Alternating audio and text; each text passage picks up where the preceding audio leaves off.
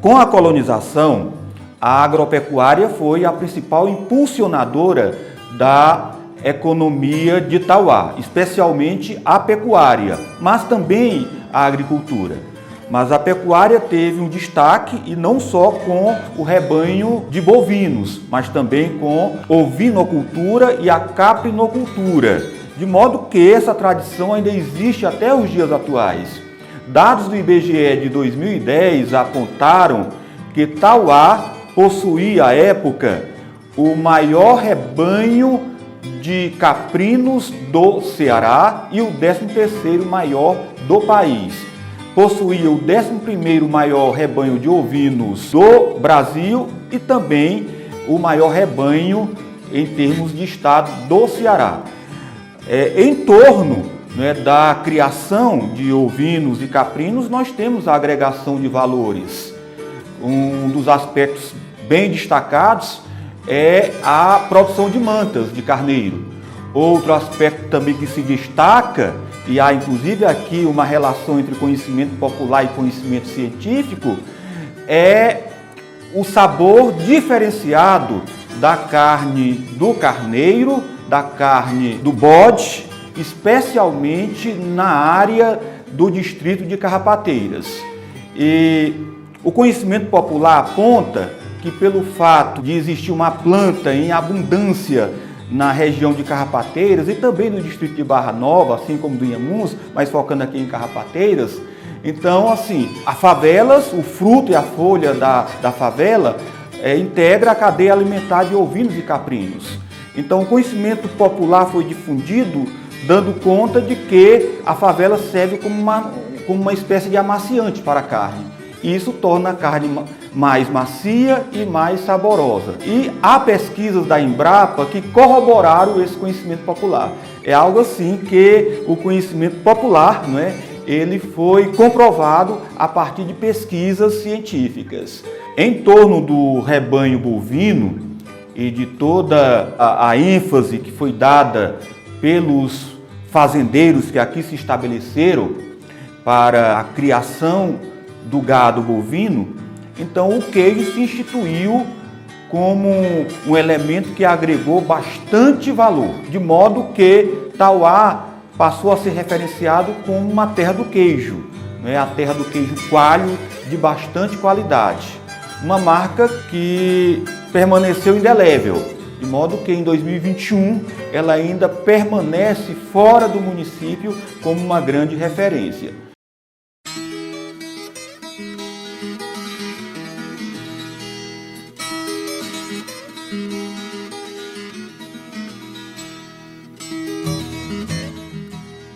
A fama do queijo aqui do município de Tauá, ela gera todo um contexto em relação à criação do gado bovino. Uma vez que os rebanhos se deslocaram aqui no Tauá, naquele binômio algodão, boi-algodão, devido às pastagens do nosso município, ela ser bastante apropriada para o rebanho bovino.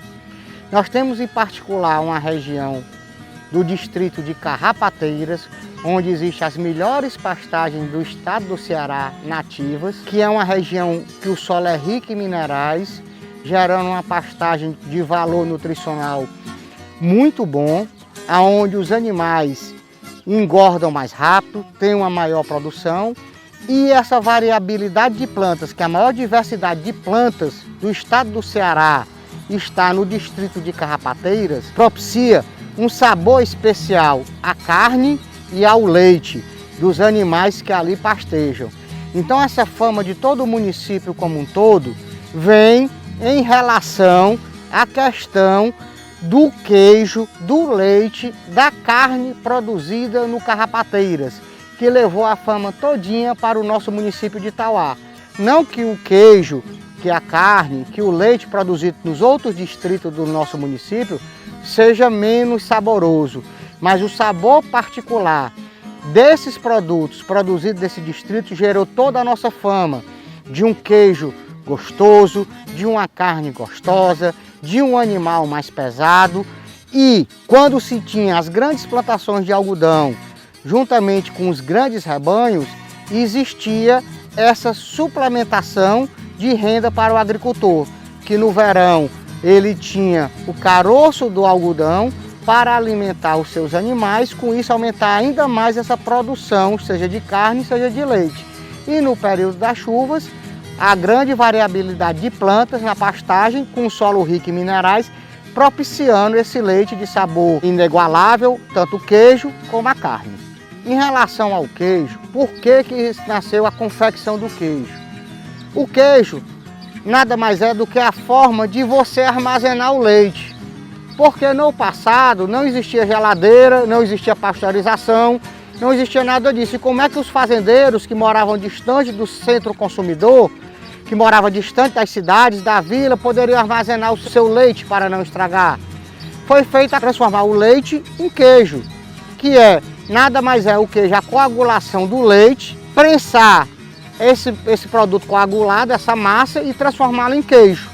Então, a criação do queijo foi a maneira que se encontrou de se armazenar o leite nas fazendas, nas propriedades mais distantes dos centros consumidores, sejam as cidades ou as vilas, que iriam consumir esse leite. Como ficar muito distante nos períodos também de longos invernos, que antigamente existiam, com o rio, com os riachos cheios, não tinha como levar esse leite, então o leite era transformado em queijo, guardado para depois ser consumido.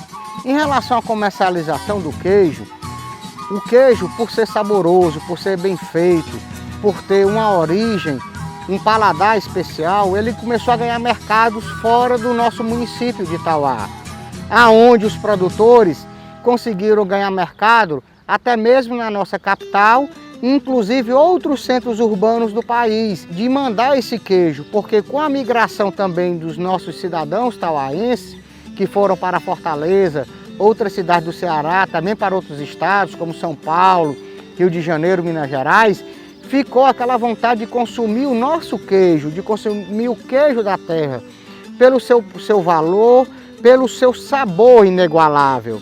Daí, o queijo de Itauá começou a ganhar mercados externos à nossa cidade, ao nosso município.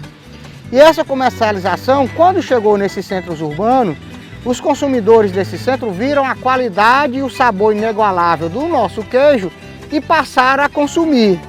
Com isso, como a demanda aumentou e a oferta do produto não era tão grande para atender esses centros urbanos, os comerciantes também começaram a adquirir queijo de outras regiões e os batizavam como queijo de Itauá, para que ele também fosse vendido pelo valor e tivesse a mesma saída do queijo de Itauá existente verdadeiro nos seus comércios. Então essa fama do nosso queijo, pelo seu sabor inigualável, pela sua qualidade, fez com que os comerciantes também usassem o queijo do Itauá para vender outros produtos. Mas nós sabemos que quem come o queijo aqui da nossa região conhece pela sua textura e pelo seu sabor e pela sua qualidade. Ele é diferenciado e vale a pena sim ser consumido e ser provado por quem não conhece para ver a qualidade desse nosso produto.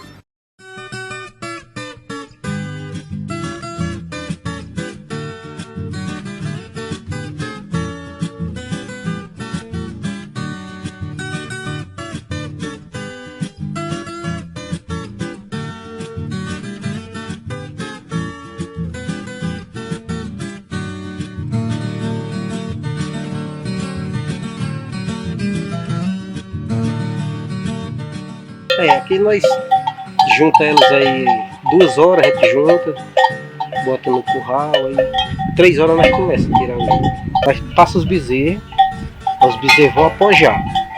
Quando eles apojar, aí a gente arreia ele na mão da vaca, arreia os pés, aí vai tirar o leite. Daí a gente leva pra ali, a mulher lá toma de conta pra fazer o queijo.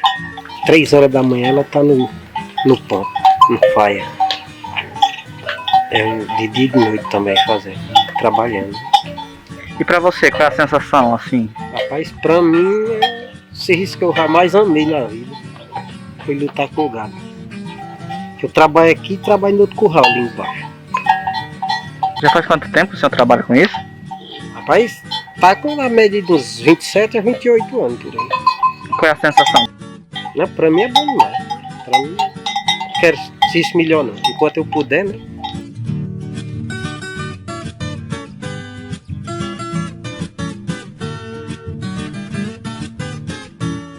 Aí a gente aprendeu a gostar de tanto ver, né? Aí quando a gente foi crescendo, ia todo dia botar as ovelhas da roça pro chiqueiro. Aí com uns 11 anos eu aprendi a tirar o leite. Aí a gente vinha de madrugada, que eu morava aqui com meus pais nessa outra casa. Aí quando a minha mãe faleceu, eu vim morar aqui. Então, 2 horas da tarde a gente sai 2 vaqueiros para ir pegar as vacas na roça, para trazer pro curral. Como estamos no inverno, a gente não tá dando ração, aí fica bem mais fácil. Aí vou eu e meu pai pegar as ovelhas no outro cercado, aí o outro vaqueiro que vem lá do Massapê já traz os bezerros pro curral, para ficar mais fácil e levar menos tempo. Aí, quando dá 3 horas, a gente começa, tá todos os animais no chiqueiro e as vacas no curral, a gente começa a tirar o leite. Aí 3h50 mais ou menos a gente termina, que são 25 vacas, a gente leva mais ou menos uns 50 minutos para tirar o leite.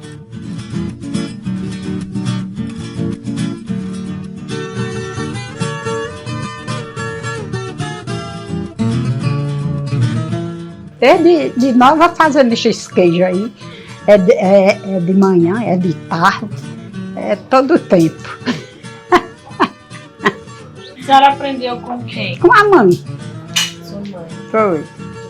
Eu vi ela fazer, aí quando eu casei, aí o Chico possuiu as vacas e eu fui fazer. Eu vi ela fazer, fui fazer que nem ela. E como é que a senhora faz? Qual o primeiro passo, assim? Qual a primeira coisa que faz? E até o queijo estar na prensa e pronto para ser comido. Com o leite, quando acabar bota a coaína. Aí vamos mexer,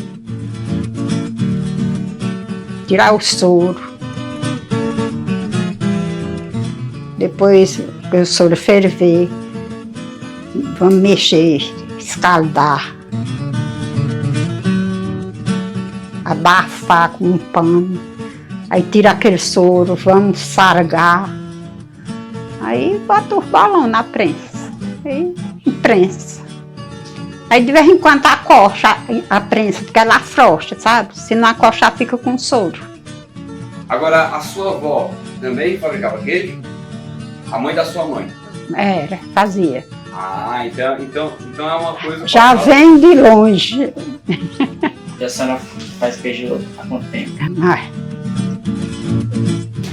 eu nem sei mais. Faz tempo demais que eu faço queijo. Quando eu morava com a mãe, eu já ajudava ela a fazer queijo. Eu casei com 17 anos.